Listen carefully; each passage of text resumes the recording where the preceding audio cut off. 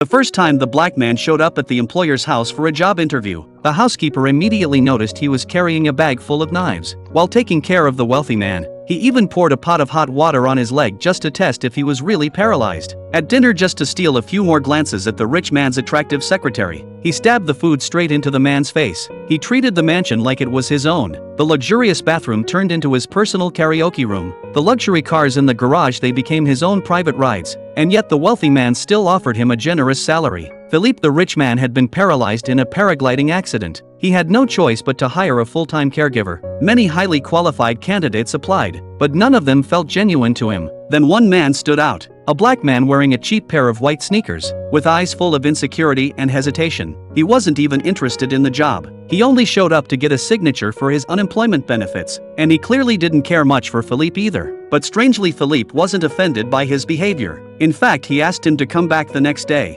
At the crack of dawn, Driss headed back to the mansion, just to get that paperwork signed. As soon as he stepped inside, the housekeeper began explaining the responsibilities of the job, but Driss didn't listen to a single word. He was too stunned by the sheer luxury of the place. Even the bathroom was bigger than his entire home and the projects. All he could think about was grabbing that paper and getting out.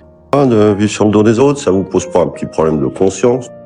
Ça va, merci, et vous? J'en ai tellement que je suis prêt à vous prendre à l'essai pendant un mois. For Driss, who had just been sleeping on the street the night before, this was a no-brainer. He'd get paid and live in a mansion for free. Why say no? So he took the job without hesitation. On his first day, Driss messed up constantly. He nearly dropped Philippe while helping him into the wheelchair. He accidentally used foot wash to shampoo his head, and when it came time to put on Philippe's compression stockings, he refused, saying they looked like women's tights. When Philippe asked him to put on gloves to help with bowel movements, Driss freaked out and stormed off in disgust. He clearly didn't take caregiving seriously. He kept spilling hot water on Philippe's legs. He was more focused on checking out the secretary than feeding Philippe properly. He even ended up smearing food on the man's face. And when the phone rang, he ignored it, completely lost in his music. To Driss, this wasn't a job. He didn't see himself as a caregiver, and he certainly didn't see Philippe as a patient.